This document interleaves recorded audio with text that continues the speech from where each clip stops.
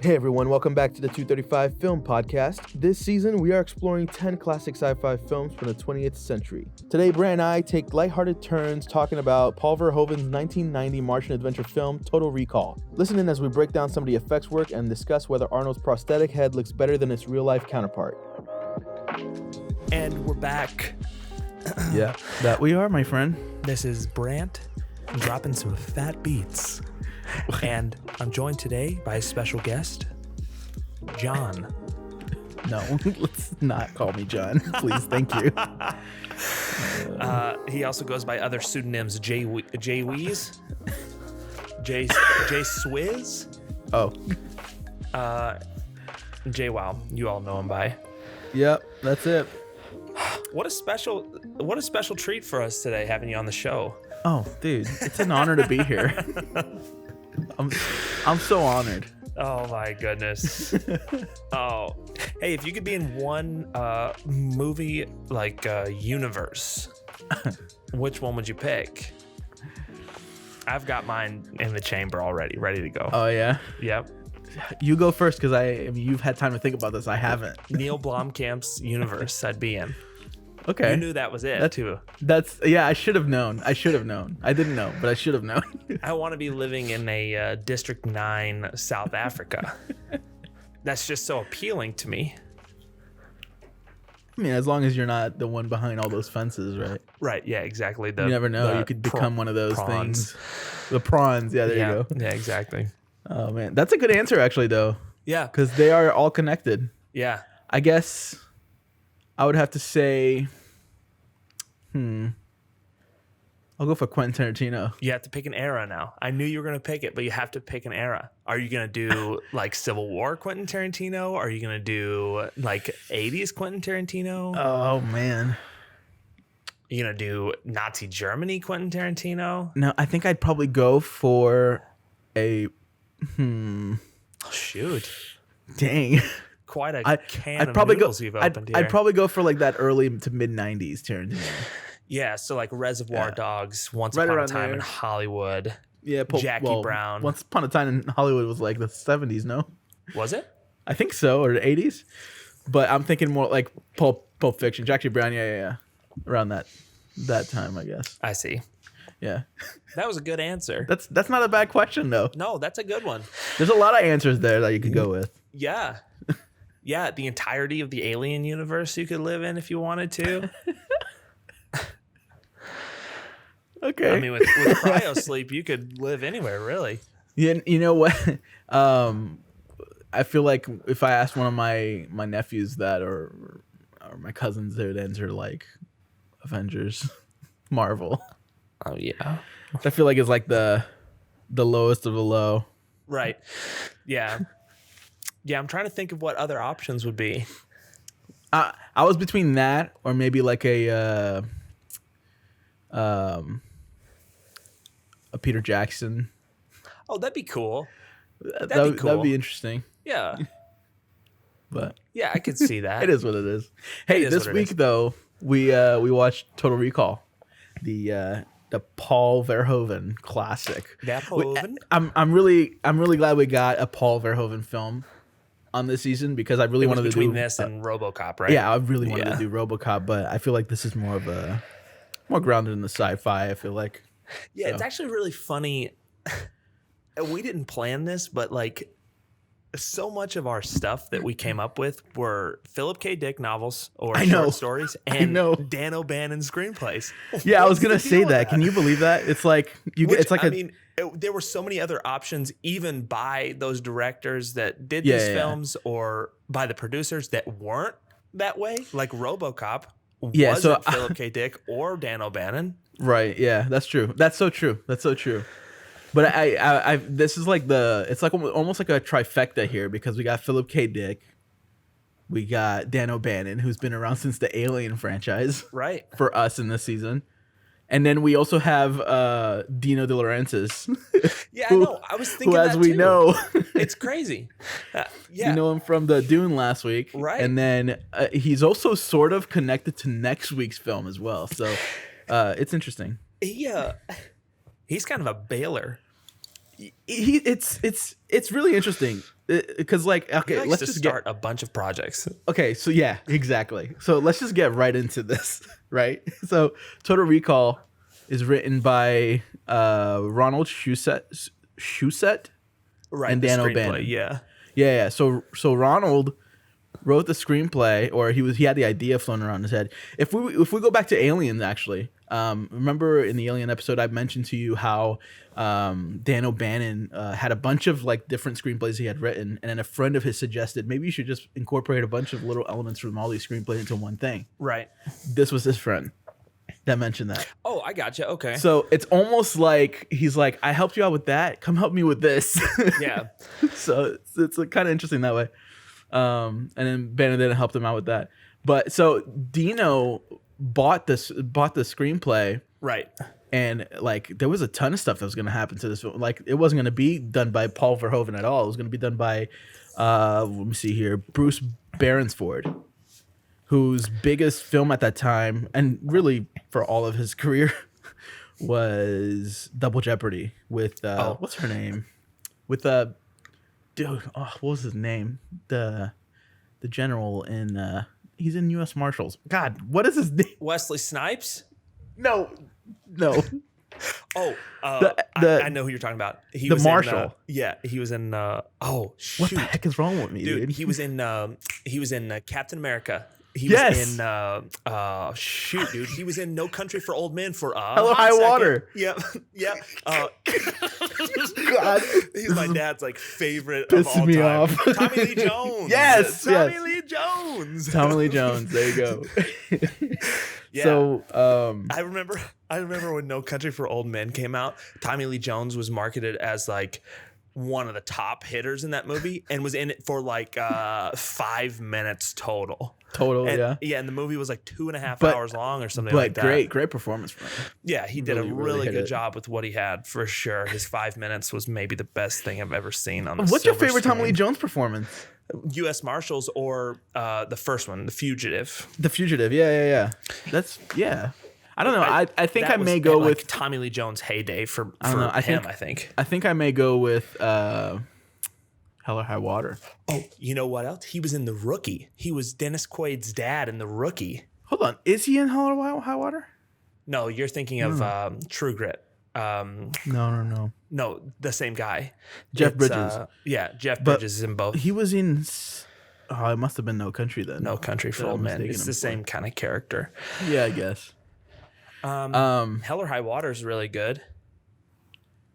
Yeah. It's good. It's really good. It's really good. Dude, I watched a Ben Tommy Lee Foster. Jones film the other day. Ad Astra. Oh, he's in Brad Ad Pitt's Astra. dad. Yep. Yeah, that's right. He's a lot of people's dad. Yeah, he Ad Astra's good. Yes, it is. What were we talking about before? This one is Total Recall.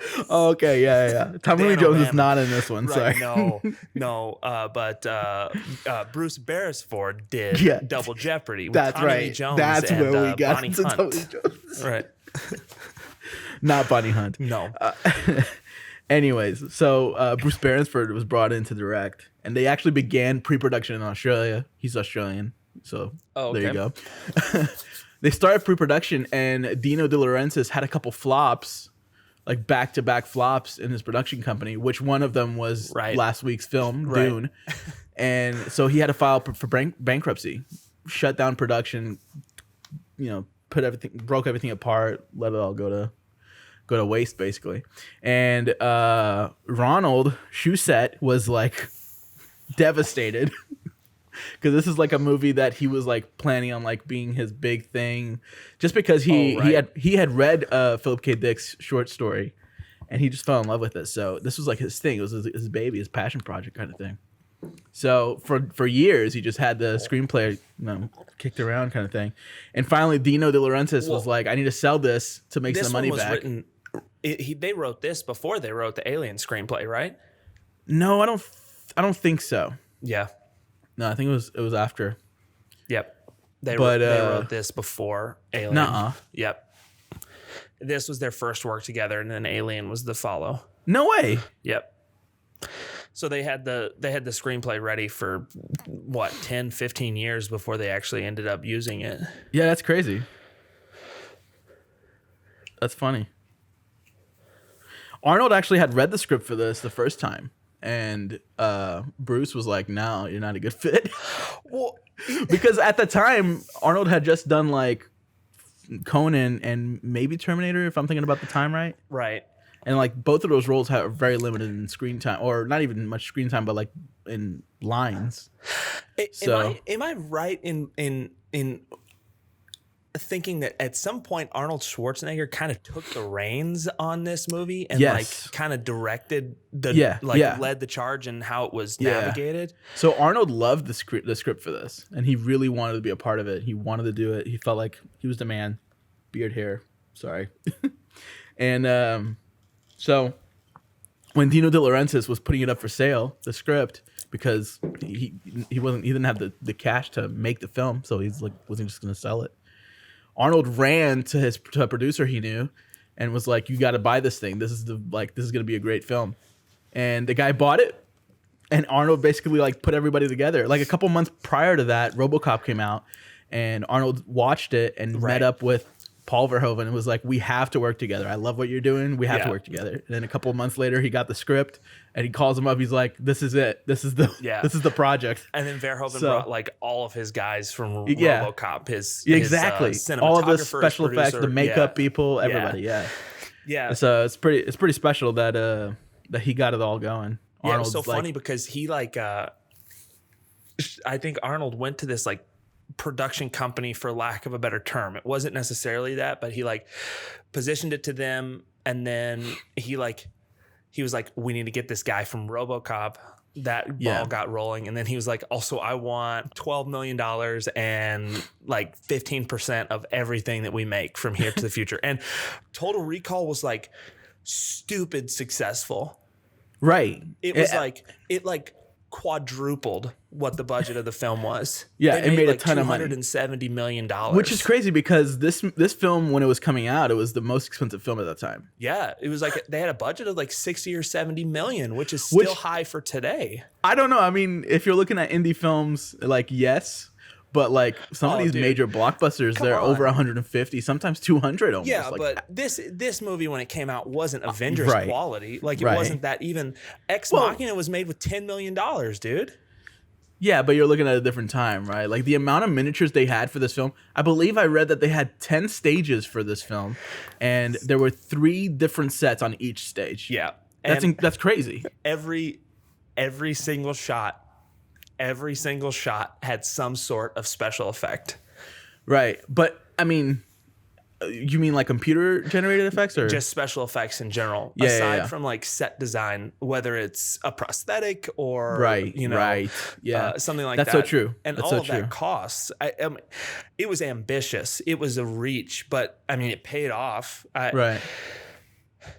Well, it's interesting because apparently this is like one of the last films to not have like computer generated like backdrops. Yeah, like with green screens and blue screens, everything was like miniatured, and then like sets of miniatures, multiple miniatures layered on top of each other, with like remote controlled cameras and all that stuff. So, this film for me, like the way it's set up, it really echoes towards like the Star Wars franchise of that era, like the way it feels, like you're talking about miniatures and those kinds of special effects and things like that. It really like feels like one of the Star Wars movies, even in like it's like it might be a heavier like content, like it might be a heavier theme, but like the lighting is lighter. Like Alien, for instance, could be that, but it's so dark. Right. So this one's a lot brighter. Like you're on the surface of Mars, you're experiencing these different planets and these different cities, but everything's so bright, and it's like, I don't know, it just feels so much more immersive with that special effect. The Star Wars movies are. It definitely sets its own like style of like aesthetic, because I feel like a lot of these, if they had lit it differently, I definitely can see how it can be more like of an alien genre. Right. You know what I mean? But like, yeah, it's almost like a rompy like action comedy in a way. Which in some ways, because of all the color and all that, really like Right. it feels right. It doesn't feel like it's campy.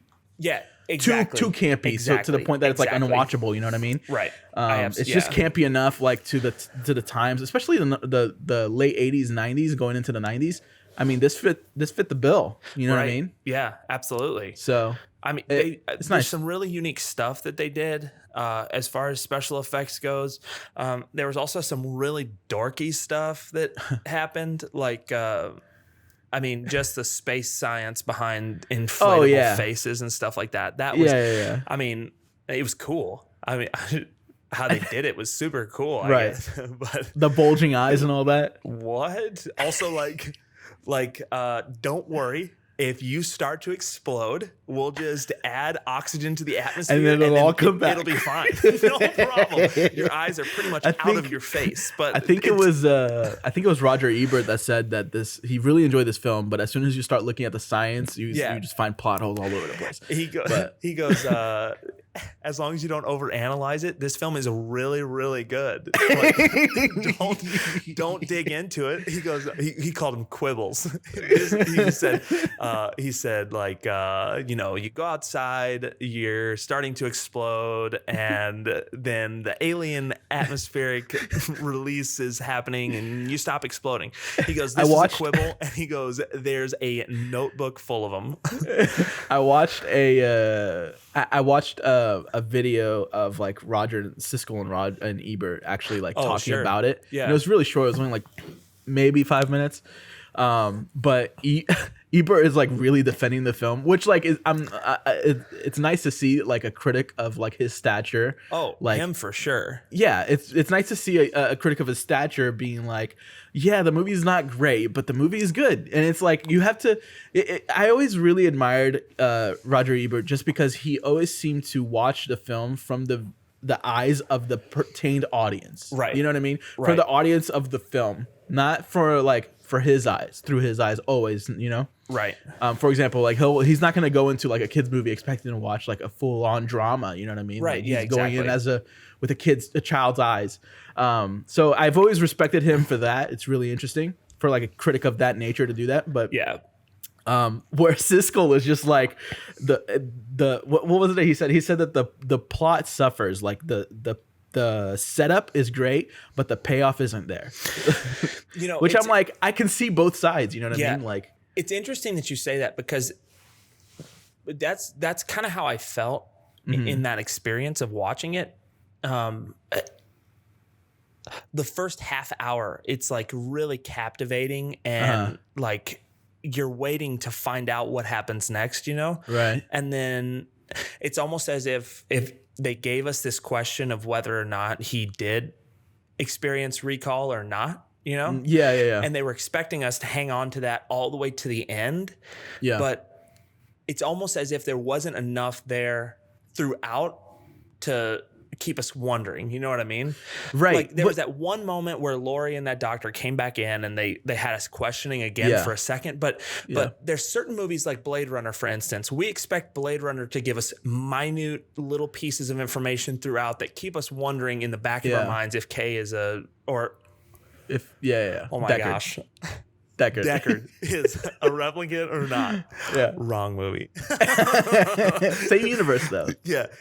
If Deckard is a replicant or not. And this, I think, wanted to give us that same kind of concept. Did, Quaid experience recall or not? Well, the setup just wasn't there for that necessarily. I don't know. I thought...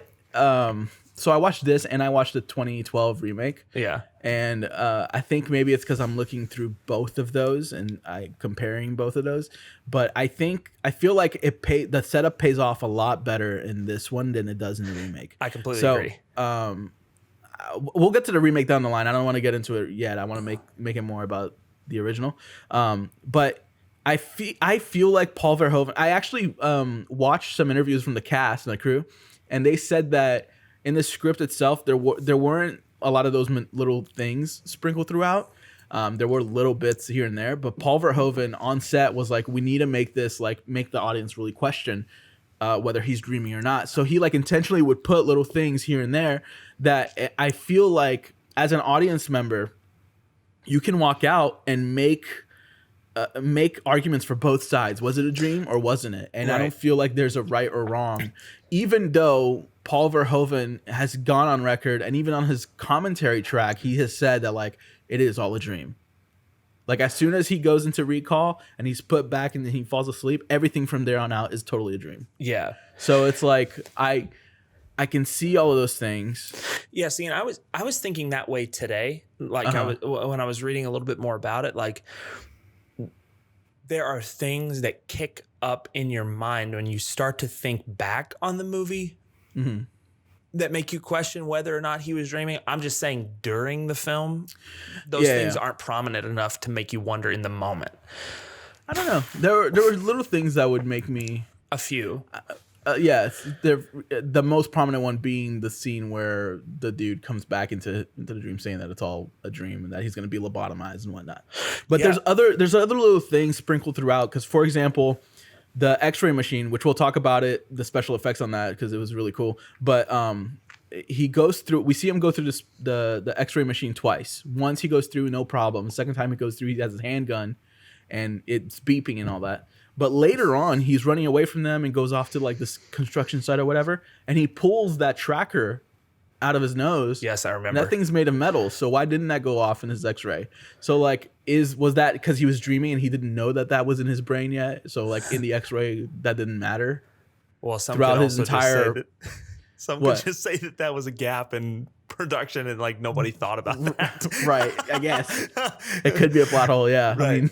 I mean, yeah. Hey, I mean, if you want, it's obvious that you have some desire to talk about the special effects about when he pulled the tracker out of his nose. I wasn't going to talk about that one specifically, but now that you mention it, let's go back to Terminator. In the Terminator episode, we talked about how the prosthetics or even like the animatronics for Arnold did not look good. It's him was specifically, really bad. I think. Huh? I think it's Arnold specifically. I just think he's not. It's just his like Austrian face. He's not meant to be. He's not meant to be distorted. Well, I will say that it's a major upgrade. It looks a lot better. Yeah, but it doesn't. It's not perfect. I feel like the time that it doesn't really look good at all. Like the time it's pulling from he's pulling the tracker from his nose. Like it doesn't look like him, but it's somewhat passable. But the part where the lady he takes off the lady's head. That's not him at all. It's so bad. Right. Yeah. You know what I mean? Yeah. Oh my gosh. But that whole scene is really cool. The scene with the lady with the 2 weeks thing. Yeah, that is super cool. That's a really cool concept. And the lady, whoever the actress was, like she was great. It was really funny. To go back to the X-ray machine though. Aside from The Abyss, which was James Cameron just keeps popping up all over this. Yeah. Aside from The Abyss, this was the second film to use like CGI to like a really good like potential. Like it's like doing really good stuff with CGI. Oh, really? Because like that X-ray was great. It looked really, really good. Yeah. They used like it was the first time that they used like trackers, like a bodysuit kind of thing, and Arnold like was using like trackers to manipulate so that they can, render out that skeleton later. Yeah. But super cool. Like I thought it was really well done. I was actually very surprised. Like I actually had to pause and be like, how do they do this? Because in my head I was like, it's the 90s. They don't have the technology to do this yet. Right. But like I guess they do. Like I don't know. I guess when I think of like Total Recall, I think of it in like it's such a classic. It's so far out there. You know what I mean? Although it's only been 30 years. Right. But right. And then that got me thinking like there's a lot of movies that have remakes, but I feel like that was so soon. Like 20 years seems like not a lot of time to wait before you remake. Apparently so it was announced in 2009 and people were like up in arms about it and the studio still went through with it. Well, yeah, it's like you haven't given the audience enough time to forget the original. Right. Yeah, not at all. I mean, what's the last one that we did a remake on was shoot. It was the one that wasn't a remake. It was a sequel instead, or whatever. Right. It was the I can't remember. Steven Soderbergh. Oh, Solaris. Yep. No, that was an actual remake. There's another one that wasn't a remake. Shoot. I can't remember. Wasn't George Clooney in it? No, that was Solaris. Oh. But that one though. That was an actual remake. There was the prequel that was a sequel. Right. Or it was a sequel that was a prequel. That's right. Heck. It's on my phone here. Hold on, let me check. The Thing. The Thing. Yeah. Yeah. That's the one. It's The Thing. So yeah, I guess there are a couple sequel or remakes out there that are, I mean, even Planet of the Apes was had a remake, so. That's true. A few of them actually. Yeah. Well, not really, right? I guess. The newest trilogy isn't really like a remake, it's like a prequel. I guess Anyways. so, yeah. But yeah, man. I mean, I think I look at a movie like Total Recall and think like the whole time I was watching it this time, I struggled because of this journey that we've been on as a podcast, watching all like the incremental growth of the sci-fi genre. I struggled to think that this movie was made in the 90s because it feels like it was made in the early 80s. Yeah. I mean, the X-ray thing I get, but yeah. Besides the sheer amount of special effects, the kind of special effects isn't really groundbreaking for the 90s. Right. I think the reason you think that, it's probably the same reason I think that, is because there's not a lot of like computer generated graphics. Like really that's I think that's the major thing, because after this, around 92, like it just started really upping the ante with like computer generated stuff. Even The Thing though, like The Thing had so many but that was like a practical effects that it had such a small budget though, you know what I mean? Right, and that's what I'm saying. I think the budget was just put in sheer quantity of special effects and set design versus miniatures and all that. Yeah. And really set design for real, because they really did. I read that most of the film, I think it's around like 80% of the film was shot on sets, and like, or even more than that, if I'm not mistaken. Really? Yeah, because they shot on location in Mexico City because they thought that Mexico City had this like futuristic look to it in the architecture. Yeah. Like that, like what's it called? Like the brutalism architecture that they have. So they shot in Mexico City, but they didn't shoot a lot of locations there. They had a couple different things here and there, specifically like the subway scene and all that stuff. Like that chase, the whole chase sequence. Yeah. Which, side note, the amount of violence in this film. Yeah. My God. Like, it's actually really crazy. That dude that gets shot to bits on the escalator. Jesus. Like Arnold's the good guy here. We're supposed to be cheering him on, and he's like using him as a human shield. Exactly. And not just like the normal amount of human shield where it's like take a couple of bullets. It's just like holding him until all that's left is his torso. And then he throws his corpse down the escalator to just another dollar sign there that I see. Well, apparently, how much did that one body cost? Well, the human body is only really worth like $80 if you really. That's what I think is $83. Yeah. But Paul Verhoeven was saying that the MPAA actually rated this X. Oh, really? They had to tone down the violence, and I'm like, if you tone that down, I wonder how much more violent. Well, was it like, just X for the violence, or was it? Yeah, X it was for violence. Also for the for the tri-boop. The tri-boop. Yeah. Oh my gosh. Yes. Which is another poor use of prosthetics, I think. I mean, it just wasn't. It looked like paper mache. It was just one big pinata. I mean, it wasn't anything. I was crazy. It was crazy. Yeah, no, it wasn't very pleasing to look at. Hey, the amount of body horror here is pretty interesting too. We mentioned the bulging eyes and all that. Yeah, I would even consider pulling the tracker out of the nose. Yeah, body I agree. horror. I mean, it was just as grotesque as the. I mean, just the way the agent that's following him, that's trying to track him down, like the way he dies too. with the. I would consider Kuato's. How was it? Dude, he was an actual amalgamation out of a guy's stomach.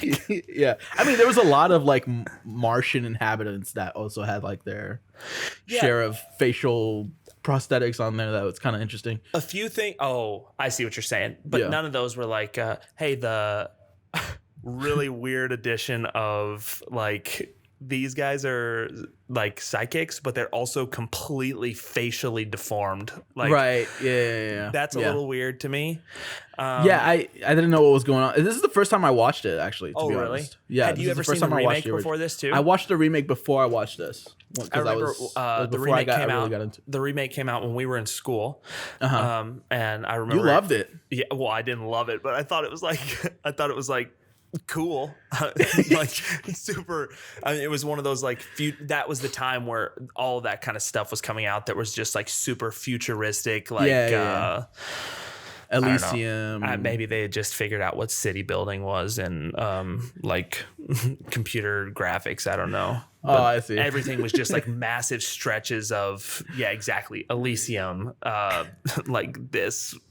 Total Recall. Everything is just like Oblivion. Everything's like flying cars and there was a big sci-fi. There was that movie with Will Smith and his son, After Earth.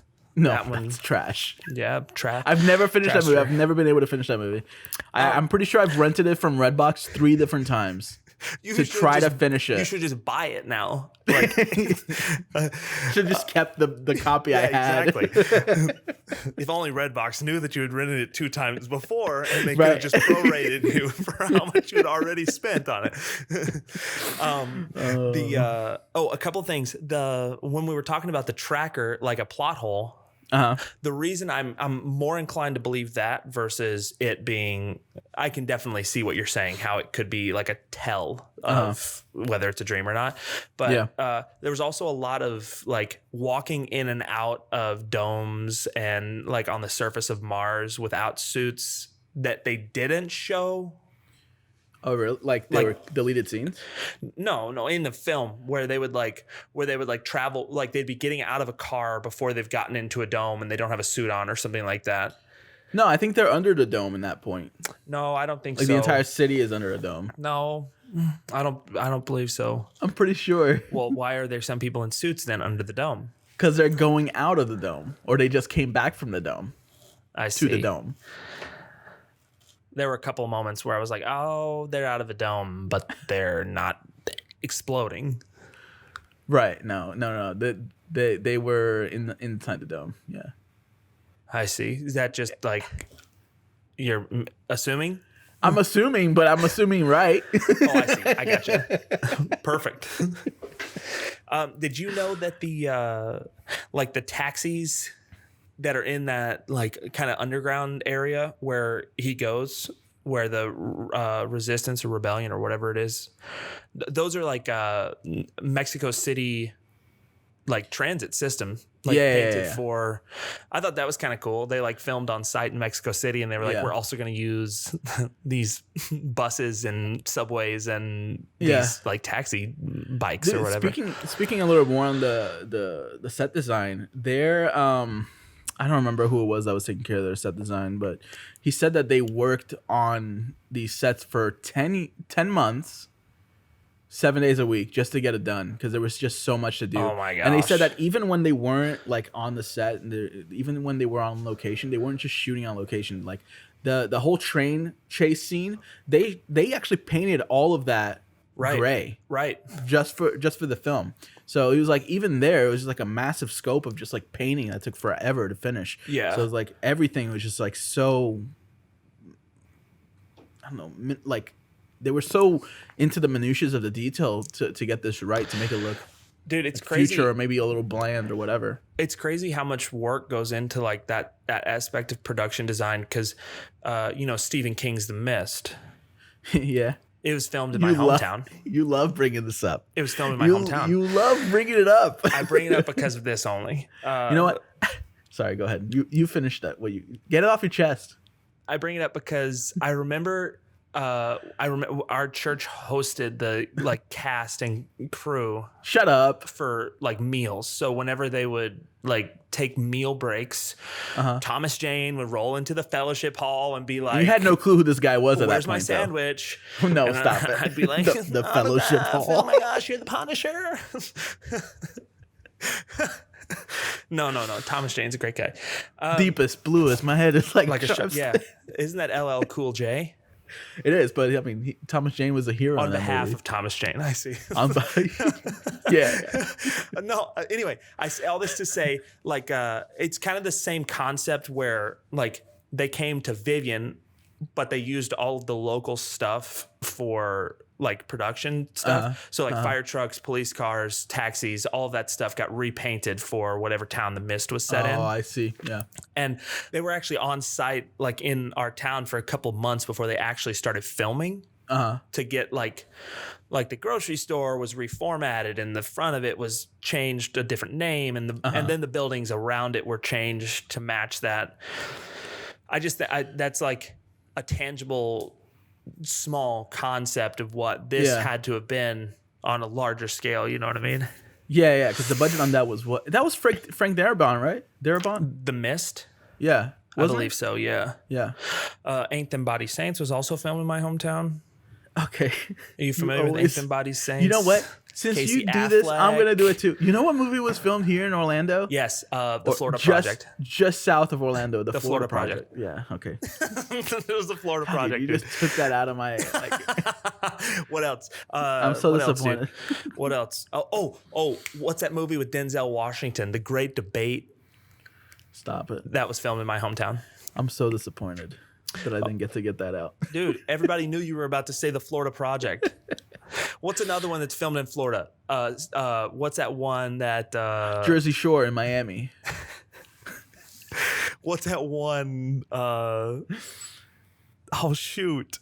Paper Towns. That movie was filmed in that's Florida. true. That's in Orlando. That's literally in Orlando. Yeah. Anyways. Yeah. We digress. That's trash. Yeah. Anyways, Rob Bowden, he was the special makeup and effects guy. And RoboCop and this. And you're right, exactly. Same team. They won an Academy Award for this. Yeah. They were nominated for 3, right?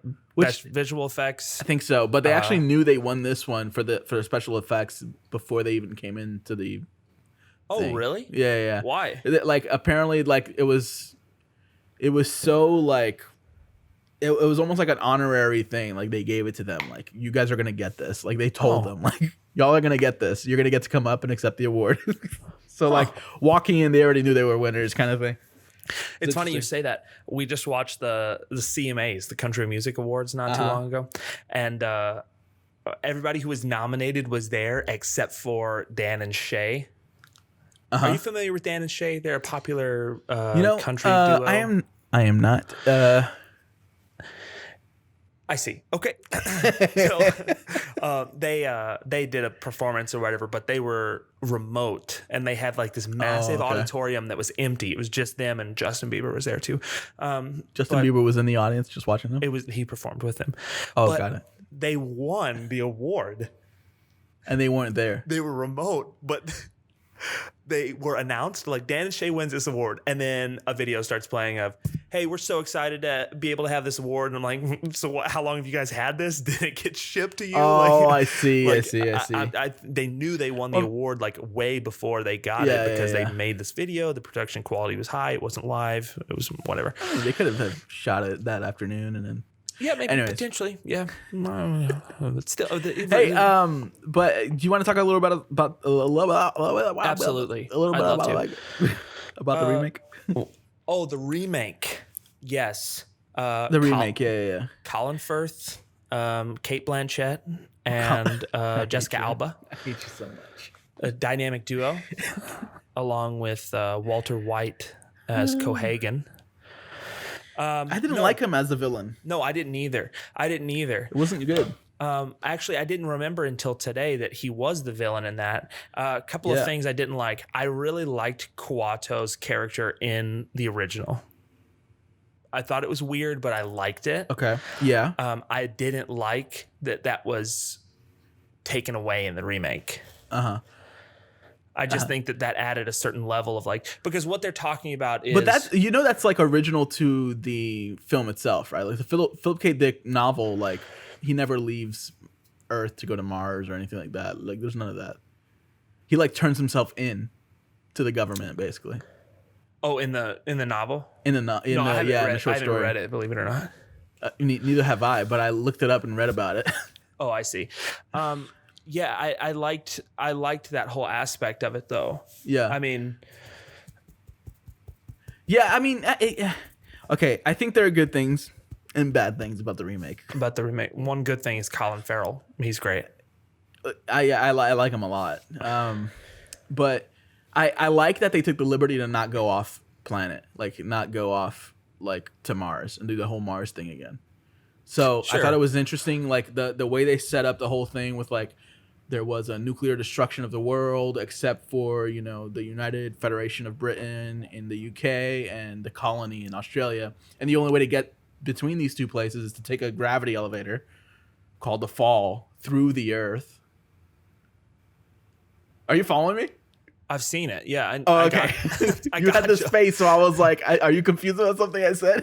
No. I was enamored even. Oh, okay. Yeah. Wow. Confused and enamored. High compliments. They're identical.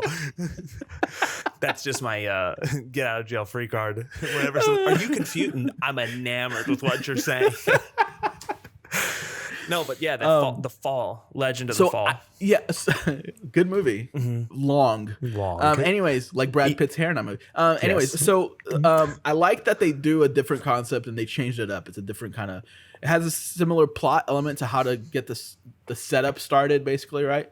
But I think if Siskel says that in the Paul Verhoeven original, that the payoff for the setup isn't good, then I have to like raise that by like 10 because like the payoff here is not good at all. Not only that, but I feel like that in the 2012 remake, I feel like they have the recall in the title and they're like, we have to do the recall thing, right? So and then they do the recall and then as soon as they're done with that, they just forget all about it basically. Yeah, and like just take it away from the entire plot until the very end when he like questions whether he's awake or not. What plot, and like dude? That's the only time it comes back up, and when it comes back up, it's like there is no storyline in There's this. no payoff there. Remake. Yeah, no. It's nothing but futuristic action. It's just Kate Beckinsale is constantly finding ways to jump out of doorways or jump out of airships and run after Colin Farrell's character. Tell me I'm wrong. She's constantly doing that. Right. It's nothing but just like Underworld, just like double guns and tight suit, just running down hallways, dude. It's nothing but that. I don't know.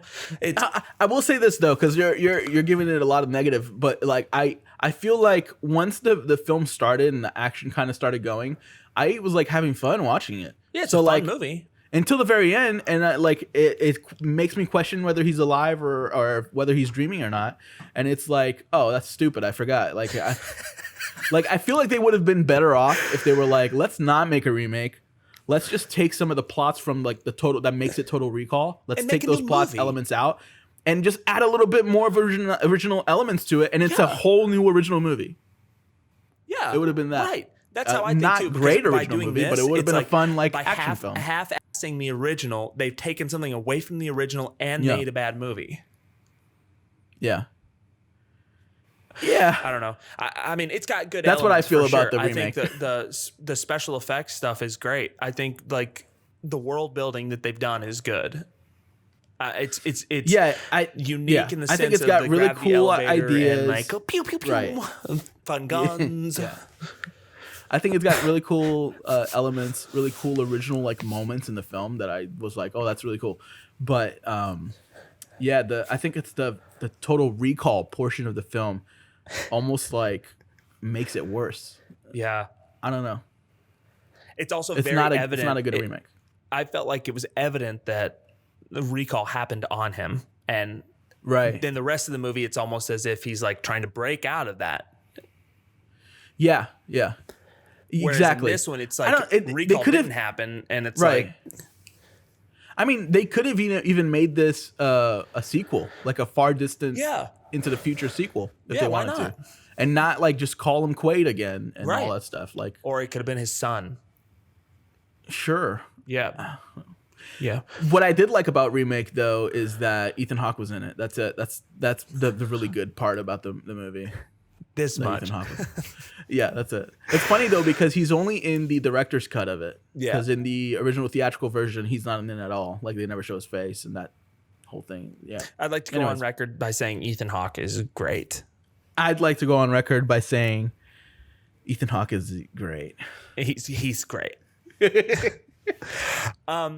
You know what? We did an Ethan Hawke movie in our bonus episodes last season. We should try to do another Ethan Hawke movie in our bonus episodes between this season and next season. How many? I was thinking maybe like do we have? 3. So three, we do three, before sunrise, before sunset. Before no, midnight. Stop. I was thinking maybe Predestination. That's an interesting one. Interesting is the best word for it. Beyond that, it's like just another Total Recall, really. I don't know, dude. There's like some sort of incest going on, so it's kind of weird. Yeah, and not some sort of. Very evident, very direct incest. Oh, jeez. Hey, we watched Predestination together. Did we? Yeah, it was the same night that we watched Boyhood. Remember? No. Dude, you remember watching Boyhood?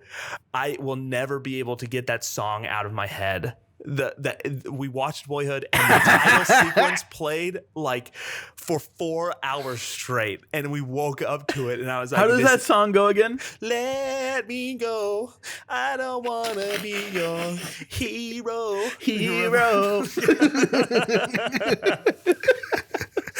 Yeah.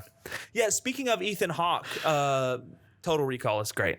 Lately I've been watching The Good Lord Bird. Is Ethan Hawke in it? Dude, so you would actually really like this. The Good Lord Bird is The Good Lord Bird. It's a Showtime original series about John Brown, the abolitionist in the Civil War. And Ethan Hawke is John Brown. And it is like pinnacle Ethan Hawke performance. I would put it on the same level as like First Reformed. He is super good, and I just wrote it down so I could check it out later. It's really good. Harriet Tubman makes an appearance, and Frederick Douglass, George Washington. Yeah, that sounds cool. Yeah, I'm down for that. Anyway, so it takes place like before the Civil War starts, and as he starts the Civil War. Right. Since this episode has become an Ethan Hawke like memorial. Yes, in memoriam. In memoriam. Rip in peace. Rip in peace. Since it's become an episode all about Ethan Hawke, I will say that this season I wanted to put Gattaca on the list. But I think we're going to hold off on that one, hopefully for next season if we do. Right. Yeah, exactly. Right. Don't give any spoilers away. Or whatever. We'll take that out in post. Maybe if I'm feeling up to it. Right. Yeah. We might just leave it. Yeah. Good Lord Bird, really good. Yeah, I'm gonna check that out. Watch The Queen's Gambit. Oh yeah. Yeah. Yeah, we binged that a couple weeks ago. We binged that one. It was nice. Hey, that was gonna be Heath Ledger's directorial debut.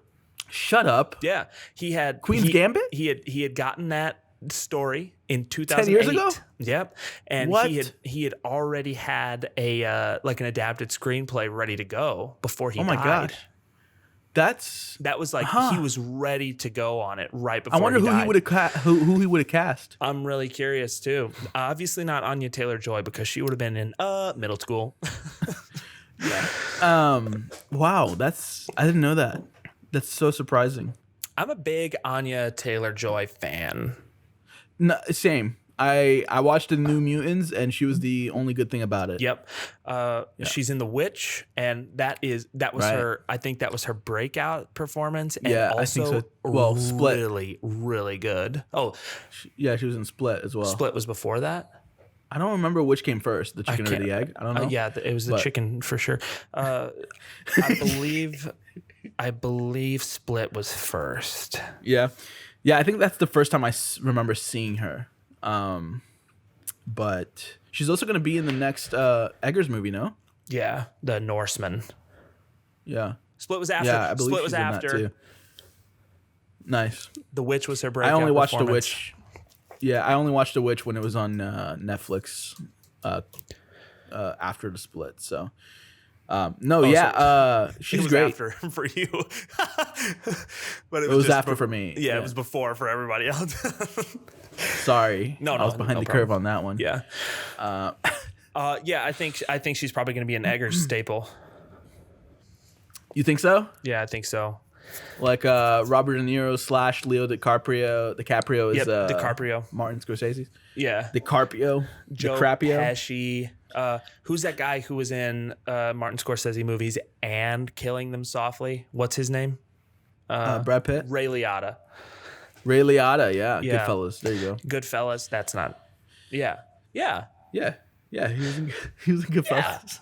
Yeah, that's right. Yeah. Anyways, He was. next week Goodfellas. we are talking about The Matrix. What are you watching, dude? Oh, sorry. I'm watching The Matrix. He's got Animatrix on repeat. Dude, Animatrix, have you watched? We'll talk about it next week. Okay. What am I watching? I am going to go watch. Let Him Go, right? Let Him Be. Let Him Go. Oh, dude, no. I haven't watched that yet. We were planning on going this past weekend, and it ended up being like the latest. Hello? Yeah, I'm here. Oh, okay. You left on Google. So. I know. I don't know what happened. There was a glitch in my Matrix, dude. Let me wrap that up. No, yeah, we were gonna go, but we had only a showing for like 9 p.m. and we were exhausted that day, so we just canceled it. That's the good thing about having the AMC's A-list stubs membership. You could just cancel for free. Well, I guess you could cancel at any point for free. Yeah. But like, I don't know. That's nice though. So you didn't watch Let Him Go. Let Him Go. We Let did Him Be. not, and then we were planning on going to watch Toy Story because they're doing a little Toy Story thing going on today. That's but we fun. are not doing that either because I'm here talking to you. Well, with all the things that you haven't watched, you're really bumming me out. I know, right? Tonight we're planning on starting the new season of The Crown. So Oh, nice. hopefully we'll be done by tomorrow. Dude, I gotta say, Did you just catch that? I was really bummed out when Olivia Colman took over. Oh, dude, what? I thought the first 2 seasons were solid gold, and now I'm like, No, I mean, listen. I love, what's her name? I can't remember. I can't remember either. I almost feel like I erased her from my memory whenever she did the girl in the spider's web because that was trash. Yeah, that was trash, dude. Sorry. But no, Olivia Colman's great. What do you? Have you ever watched Broadchurch? Well, she was in she was in The Favorite. That's the biggest Right. Olivia Colman performance I know. And I'm not saying she's not Right. great, but I had this big connection to that queen, and this one, it's just not the same. It's not the same for me. Prosthetics don't look good though. You know what I mean? Sure. Yeah. Yeah. No, what Olivia they needed to Colman's do was great. get I think connected she's with a Martin perfect- Scorsese's aging software, and then they could have just Irishmanned it. So they should have started with Olivia Colman, is what you're saying? Yes, exactly. I'm sure you could reverse too. Oh boy. Hey, next week we're doing The Matrix, and Yes. Only the sequels though. it's right. No. It's gonna be my first time watching, so I'm pretty excited. What do you mean it's going to be your first time watching? Kidding. Of course, I've seen the Matrix. I grew up on the Matrix. I lost count how many times I've watched the Matrix. But anyways, Yeah, I'll just to prime this motor a little bit. The Matrix is definitely the most diverse movie we've done, I think, in our lineup. I think in this season, yeah, I think The Matrix is completely different from every other movie we've talked about. oh, I thought you were talking about like race, like diversity. No, I don't. I think it's probably the same. Because you're probably right on that too, though. Lawrence Fishburne. I don't know. Yeah. No, I just think it kind of like it seems. Yeah, we'll talk about it next week. Heck, really primed you on that. So yeah, we're closing out the season next week with The Matrix. That's gonna be pretty exciting. It's a 9-year jump from this week's movie to The Matrix. So that's pretty. We'll see a crazy big difference. There was a sci-fi hiatus. Is that what it was? Yeah. So yeah, I'm pretty excited about next week. I love that movie, so I'm excited Me too. to talk about that one.